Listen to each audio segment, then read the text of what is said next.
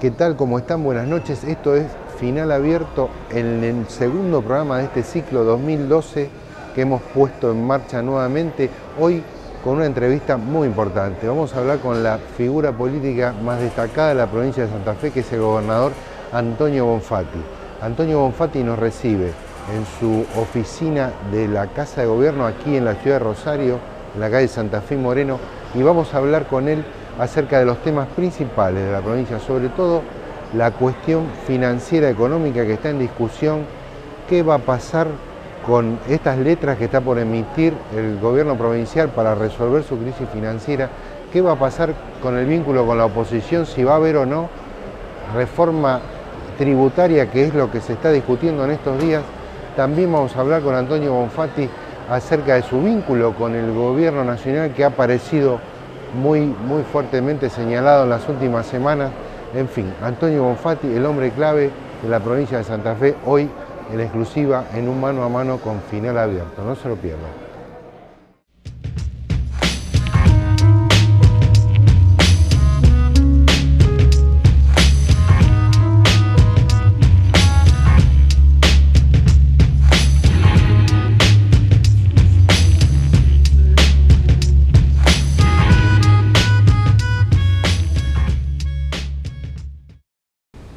¿Qué tal? Acá Final Abierto, hoy en la Casa de la Gobernación de la provincia de Santa Fe, aquí en la ciudad de Rosario, nos recibe el gobernador Antonio Bonfatti.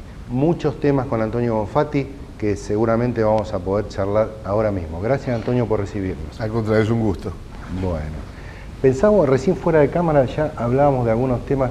El gobierno de la provincia que usted conduce acaba de mandar un proyecto al Senado de la provincia para un poco replantear cómo se pagan impuestos en la provincia de Santa Fe. Un tema álgido, un tema complejo. ¿Cuál es el eje principal de esa propuesta? A ver, en primer lugar, plantear que desde hace 8 años prácticamente no se tocan los impuestos en la provincia y que los gastos han ido creciendo por los mayores incrementos salariales, por los mayores costos de todas las prestaciones que brinda el Estado. Por lo tanto, es necesario incrementar los recursos propios. Digo los recursos propios porque de esto se trata. La reforma tributaria es para los recursos del Estado provincial, que han quedado muy atrás. Cuando la nación tiene una actividad económica importante, esto se desdibuja, la pérdida de la autonomía fiscal, o sea, la autonomía de los propios recursos, porque ingresa mucho dinero por nación de coparticipación. Cuando mengua la actividad económica nacional es cuando esto surge a la luz y resalta el hecho de que hemos perdido la capacidad de tener recursos propios, que es lo que estamos tratando de volver a regenerar. Una reforma tributaria que tiende a la progresividad, o sea, que aquel que más tiene más pague. El que tenga 50 hectáreas de campo tiene un incremento, el que tiene 150 otro, y así sucesivamente, hasta 1.800 en adelante. Aplicamos por primera vez impuestos de ingreso bruto a la construcción, pero solamente a 300 empresas, no a los miles de albañiles que tiene la provincia. Son las 300 empresas que están construyendo edificios de alta gama, porque entendemos que aquella persona que está comprando un departamento que paga, vamos a poner una cifra, $100.000, puede pagar 102. Por otro lado, aplicamos también por primera vez un impuesto a las embarcaciones. Rosario tiene un parque de embarcaciones importante, pero son las embarcaciones de recreación, no la que usa el pescador. Y por otro lado, aumentamos también el inmobiliario, así como aumentamos el inmobiliario rural, aumentamos el inmobiliario urbano, pero también el 47% va a tener un incremento anual de 20 pesos. ¿Cuánto va a significar en términos de recaudación provincial en caso de aprobarse esta ley y hacerse efectiva, vamos a decir, en el ciclo 2013, por decir? Depende de la época del año en que se apruebe. Para la provincia es un incremento entre un 3 y un 3,5% de los recursos. A los municipios y las comunas le va a significar un 6, 6,5%, o sea, prácticamente el doble que la provincia.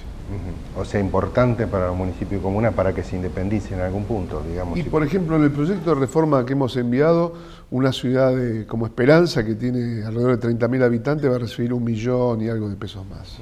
Yo veía algunos detalles, como el más saliente, el tema de cobrarle impuesto mobiliario al campo, las valuaciones sobre los que se cobra impuesto hoy en día son viejísimas, creo de 20 años atrás. Del año 74. Claro, bueno. Más todavía. Yo pensaba, qué dificultad que ha tenido, que ha tenido la sociedad, los gobiernos provinciales, de cobrar impuestos sobre la tierra, ¿no? Ha habido como una dificultad, digamos, me parece que esta propuesta trae otra vez la discusión. ¿Qué ha pasado que es tan difícil plantearse en términos políticos la posibilidad de que el campo tribute, en términos de la propiedad de la tierra, ¿no? Más allá de la productividad que luego... ¿Qué ha pasado políticamente? Con el inmobiliario, igual hay que tomar decisiones. En el año 91 se hizo todo un estudio que no se llevó después a la práctica. Nosotros tomamos ese estudio. Hoy la evaluación fiscal está en el 7-8% del valor real, y pensamos gradualmente hasta el 2018 llevarlo a un 20% del valor real.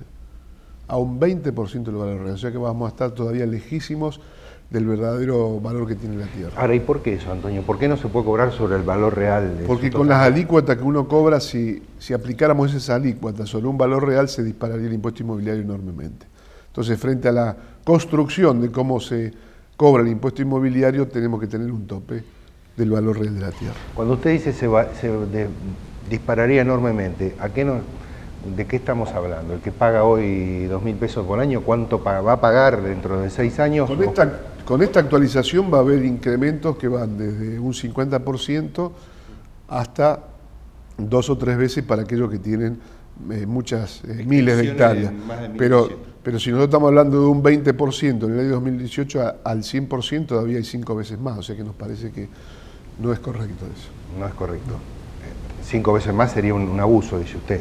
5 veces más un abuso, siempre y cuando dejemos los mismos valores de los coeficientes que se utilizan. Si cambiáramos esos coeficientes, se podría llevar al valor real alguna vez.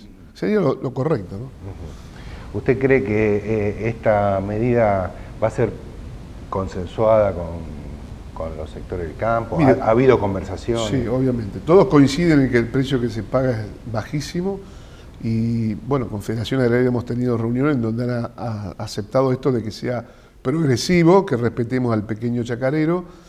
Con Carfe también tuvimos una reunión, le explicitamos cuál va a ser el incremento y en verdad, obviamente nadie quiere que se le aumente los impuestos, nadie quiere pagar más impuestos, aquí y en el mundo, pero los impuestos son necesarios para que funcione el Estado. Sin impuestos no hay Estado.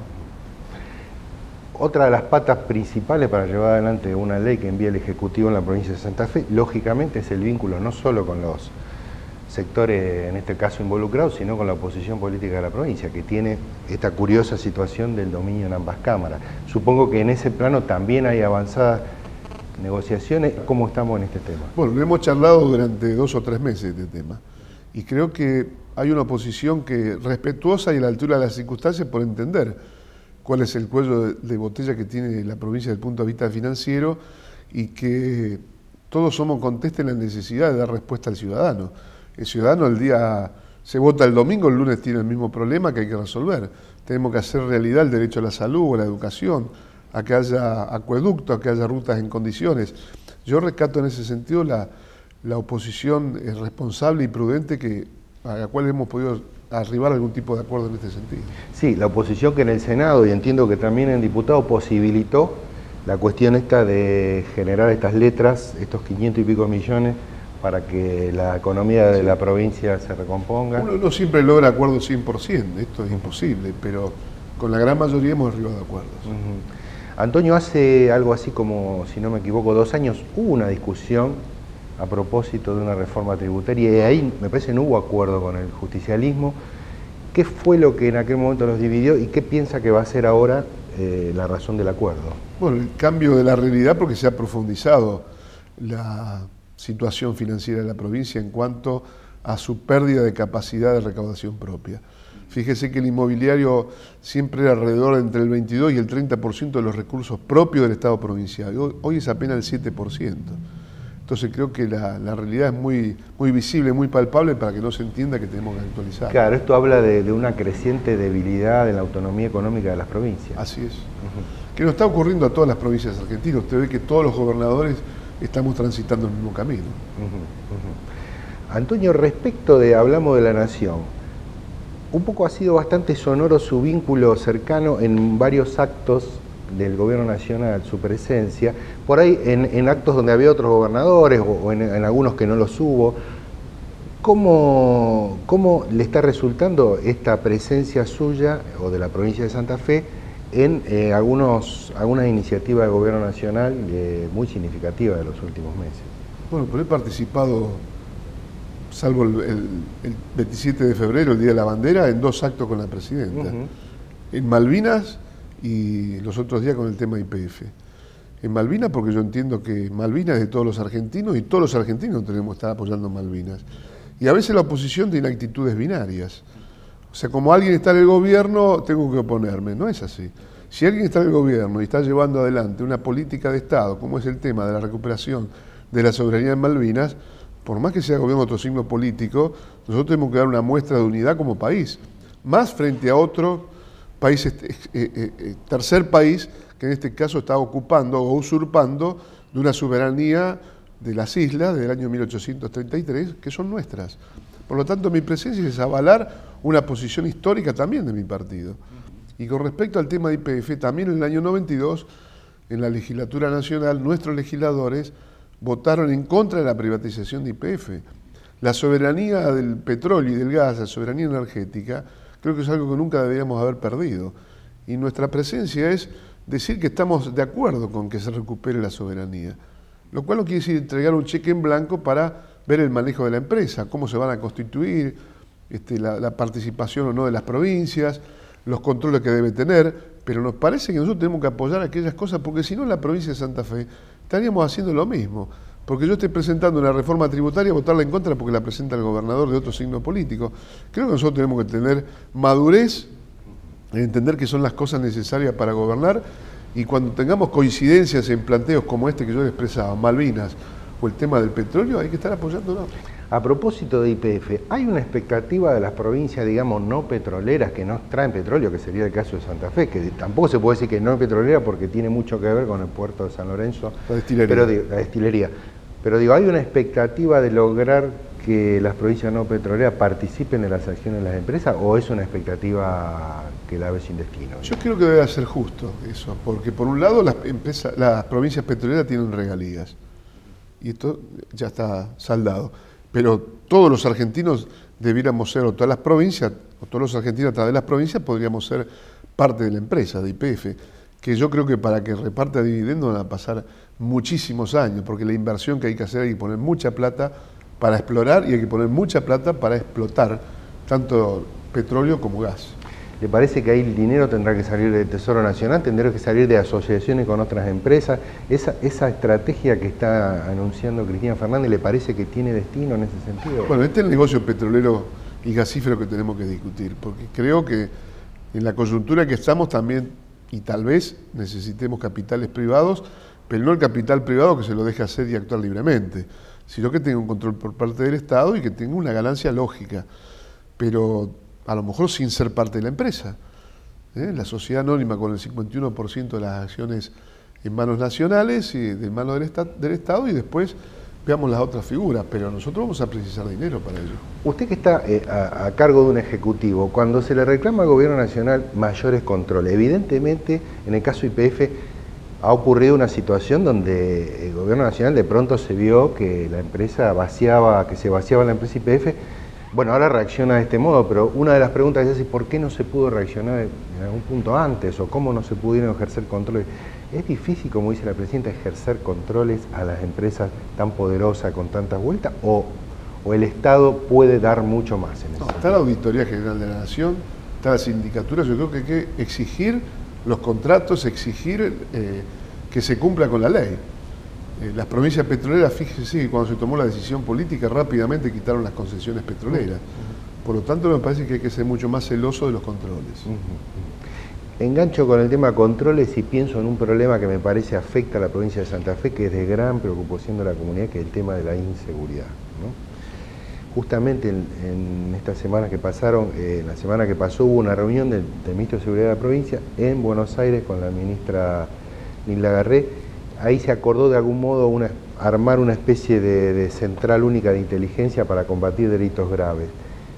¿Cómo? Ahí la ministra manifestó es necesario tener control político sobre la policía ¿Cómo lo ve a eso? Digo, porque la provincia de Santa Fe, la policía tendría muchos sectores infieles, tendría sectores que no han trabajado como tenían que trabajar. ¿Cómo se revierte esa situación? Con control político y coincidimos, que es lo que estamos ejerciendo, en donde un Ministerio de Seguridad que está abocado específicamente al efecto, con funcionarios que están permanentemente sobre las responsabilidades, sobre el diagrama de la política de seguridad y que lo que se dice por parte de las fuerzas policiales se cumpla. Pero yo también le puedo hacer un dibujo de que voy a distribuir las fuerzas de tal o cual forma en una ciudad y después en la práctica esas fuerzas son inexistentes. Entonces también hay que ejercer un control sobre eso. Y coincidiendo en que es necesario que provincias, municipios y nación articulemos información, porque estamos frente a un flagelo universal que es el narcotráfico, que ha permeado todos los países del mundo, no se salva nadie. Ni Estados Unidos, ni Europa, ni América Latina, ni Asia, nadie se salva del flagelo de lo que significa el poderío del narcotráfico. Por lo tanto, es un combate que tenemos que dar entre todos, las fuerzas policiales, el gobierno, buscar cómo resolvemos cuestiones sociales, porque alguien acude a una vía mucho más rápida para hacerse dinero, como es el tema del tráfico de drogas, porque tal vez no tenga salido en otro lugar. Nosotros tenemos que darle a buscar cómo equilibramos una sociedad, cómo hacemos una sociedad con menos diferencia entre lo que más tienen y lo que menos tienen, que creo que esta es la base fundamental de la inseguridad, esta es la base fundamental de la violencia urbana, de la violencia que existe en la sociedad. Porque fíjese que por un lado, usted va a ver un partido de fútbol y se lo quiere linchar al referí porque cobró mal. Y esto no ocurría. Chicos de 12, 13, 14 años van con un arma a clase. O sea, ¿qué padre está posibilitando que un chico, un adolescente de esos años vaya con un arma a la clase y que le pegue un tiro como ha ocurrido en la rodilla a un compañero? Esto no ocurría. Que vayan chicas con sevillanas en la cartera a un baile y que por disputas con un amiguito a lo mejor se tajeen entre ellas. Estas son las cosas que... ¿Por qué estamos tan violentos como sociedad? El tema de la droga, el tema del consumo de estupefacientes, ahí también hay una discusión, si se quiere, más filosófica acerca de qué hacer con los consumidores de uso, consumo personal. ¿Usted participaría de la idea de flexibilizar o de directamente legalizar el consumo en el sentido de que eso podría traer resultado y quebrar el eje del negocio? Creo que sí, porque de esa manera el consumidor, hay que abordarlo como un paciente, tendría los lugares de provisión y tratamiento al mismo tiempo para tratar con una contención de todo tipo, sea social, sea de médicos, de todo lo que sea necesario, tratar de que revierta su situación, pero terminar con el que lo está en alguna medida utilizando para su propio negocio. Es un eslabón de una cadena. Creo que en la medida que nosotros, como se intentó discutir en el Foro de las Américas, ¿no?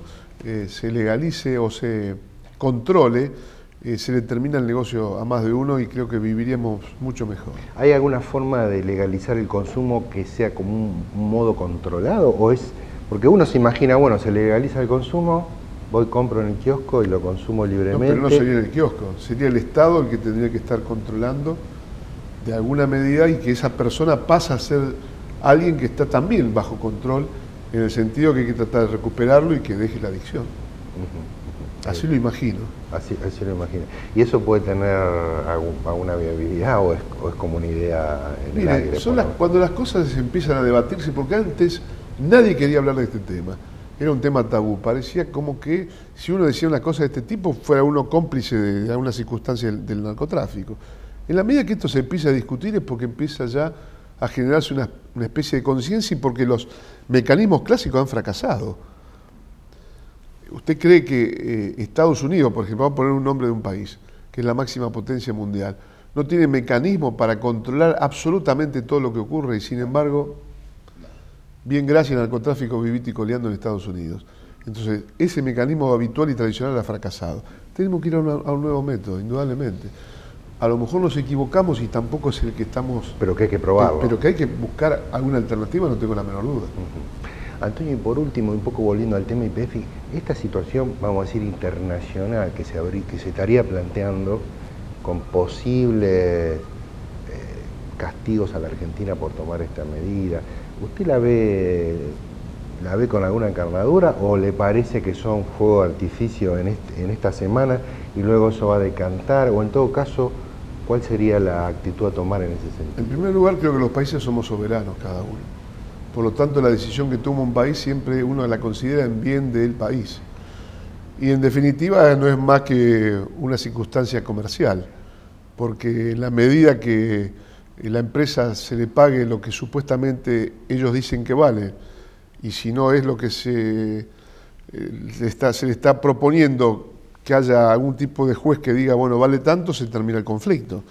Es una guerra comercial en definitiva, porque cuando se privatizó YPF y se la compró a precio vil, nadie dijo nada. Y nadie discute acá en la Argentina cuando jóvenes argentinos que van a España en el aeropuerto no los dejan pasar, lo tienen unos días en cuarentena y los devuelven. Y bueno, son sus políticas contra la inmigración o con la inmigración, y por más que yo no esté de acuerdo no las puedo discutir porque son soberanas de otro país. Me parece que tenemos que respetarlo en ese sentido los países. Y ahora sí, la última respecto de la provincia.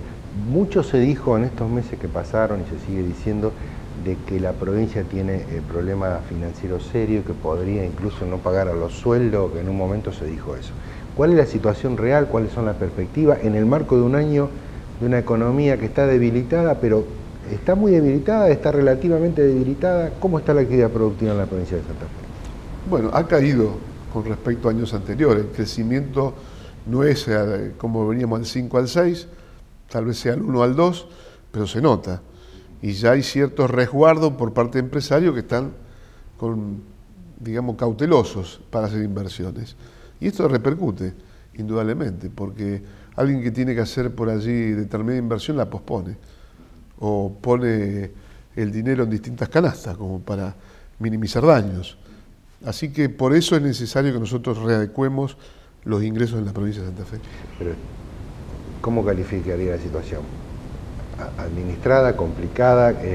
No, manejable. En la medida que nosotros podamos tener una reforma tributaria, no creo que tengamos problemas a futuro. Ahora, hoy estamos usando el amortiguador de preservar los recursos, es la obra pública. En lugar de decir la termino en 6 meses, la termino en 12, o la termino...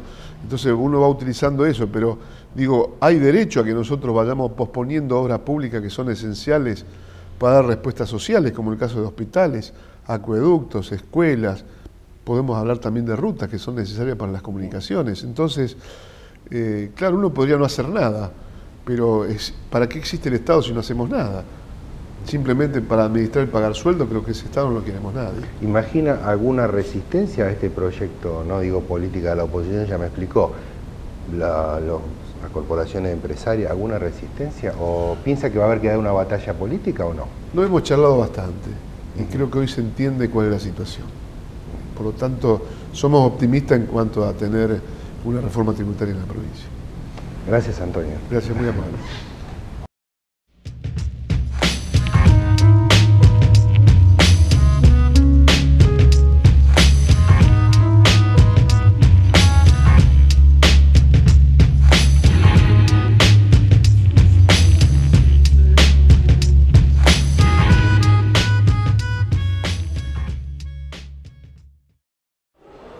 Aquí en el Cairo, de vuelta de la entrevista con Antonio Bonfatti.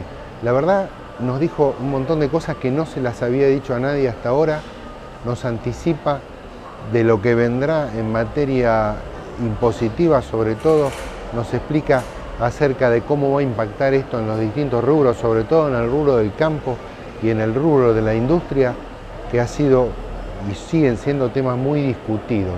Antonio Bonfatti también habló de la cuestión de la inseguridad, que es el tema, diría, principal en la preocupación del conjunto de la sociedad. Rosario está desmadrada en algún sentido, sobre todo en la zona sur. En la semana anterior también hubo una reunión entre el ministro de Seguridad de la provincia y la ministra de Seguridad de la Nación en la ciudad de Buenos Aires, y Antonio Bonfatti habló sobre eso. Creo que nos dejó muy satisfechos respecto de lo que va a pasar en la provincia de Santa Fe en materia política. Esto fue Final Abierto, su segundo programa en el ciclo 2012, y los esperamos el miércoles que viene. Gracias.